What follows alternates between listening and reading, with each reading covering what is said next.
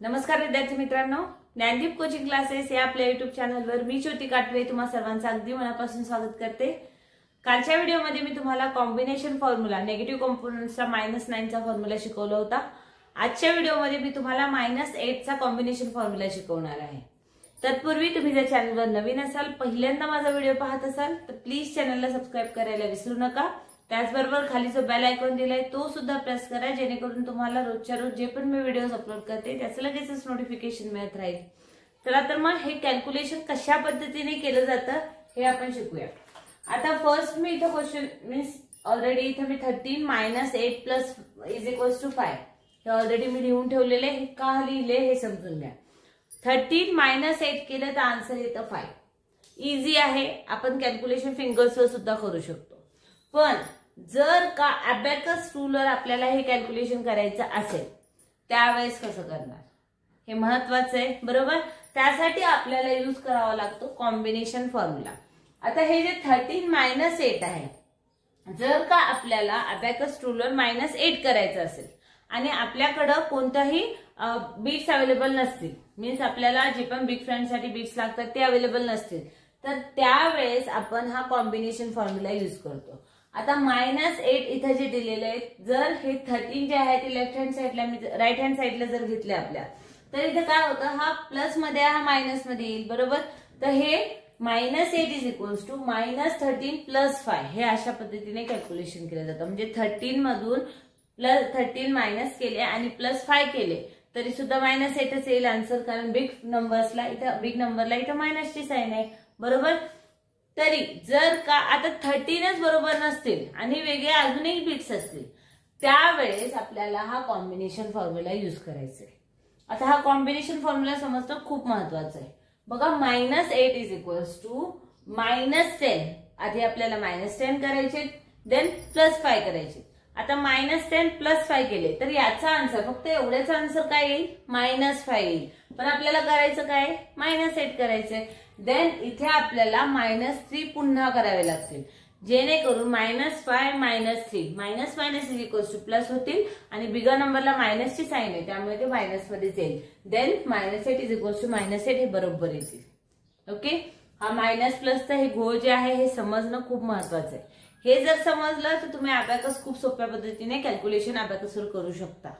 तर मग आता या क्वेश्चन्सच्या थ्रू मी तुम्हाला सगळे फॉर्म्युला कोणकोणते कुठे यूज केले जातात, कशा पद्धतीने हा फॉर्म्युला यूज होतो हे समजवते।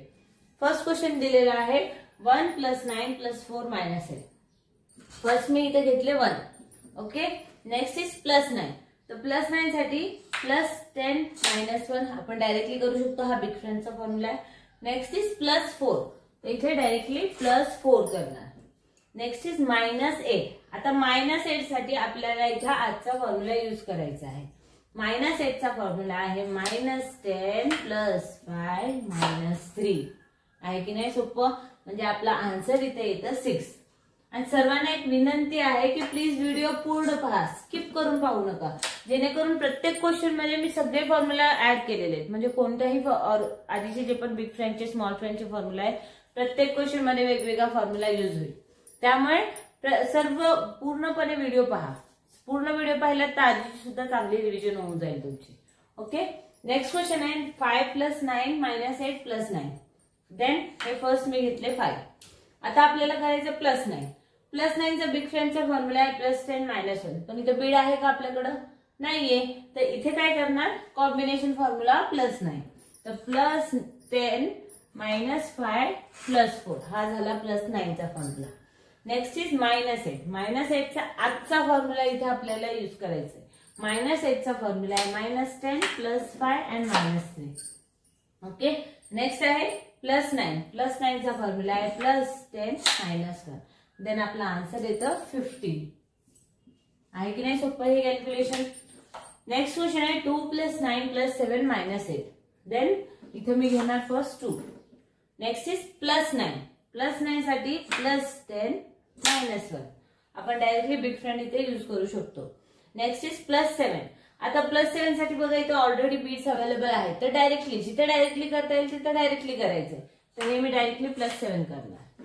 नेक्स्ट इज -8, आता इथे -8 साठी सुद्धा बीट्स अवेलेबल आहेत, तर डायरेक्टलीच करायचं. जिथे आपल्याला फॉर्म्युला लावायची गरज आहे तिथंच फॉर्म्युलाने आपण कॅल्क्युलेशन करायचं.